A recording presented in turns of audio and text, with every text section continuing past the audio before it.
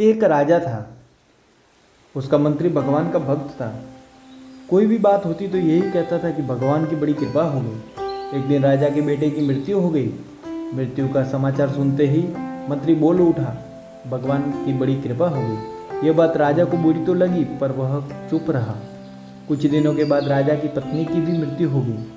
मंत्री ने कहा, भगवान की बड़ी कृपा हो गई। राजा को गुस्सा आया, पर उसने गुस्सा पी लिया, कुछ बोला नहीं। एक दिन राजा के पास एक नई तलवार बनकर आई। राजा अपनी अंगुली से तलवार की धार देखने लगा तो धार बहुत तेज होने के कारण उसकी अंगुली कट गई। मंत्री पास में ही खड़ा था। वह बोला, भगवान की बड़ी कृपा हो गई। अब राजा के भीतर गुस्सा बाहर निकल गया और उसने तुरंत मंत्री को राज्य से बाहर निकल जाने का आदेश दे दिया और कहा कि मेरे राज्य में अन्न जल ग्रहण मत करना। मंत्री बोला, भगवान की बड़ी कृपा हो गई। मंत्री अपने घर पर ही नहीं गया, साथ में कोई वस्तु भी नहीं ली और राज्य के बाहर निकल गया। कुछ दिन बीत गए। एक बार राजा अपने साथियों के साथ खेलने के लिए जंगल गए।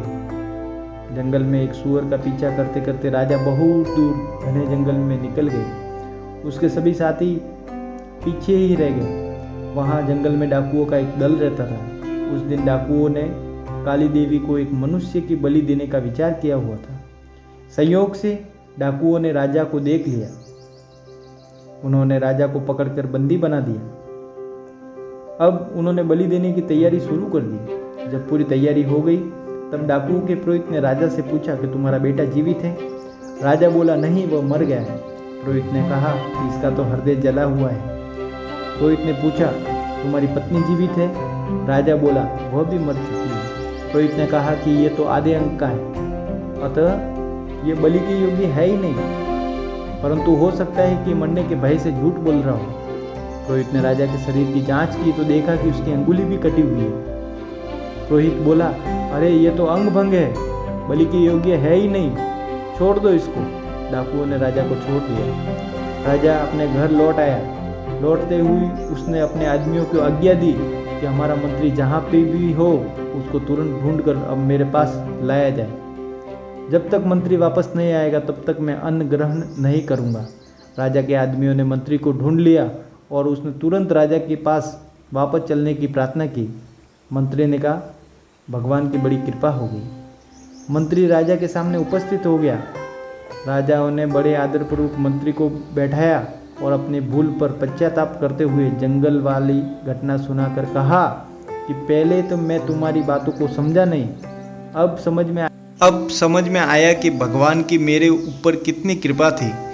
भगवान की कृपा से अगर मेरी अंगुली न कटती तो उस दिन मेरा गला कट जाता, परंतु जब मैंने तुम्हें राज्य से निकाल दिया तब तुमने कहा कि भगवान की बड़ी कृपा हो गई।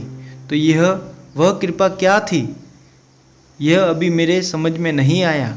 मंत्री बोला, महाराज, जब आप शिकार करने जाते थे तब मैं भी आपके साथ जंगल में जाता।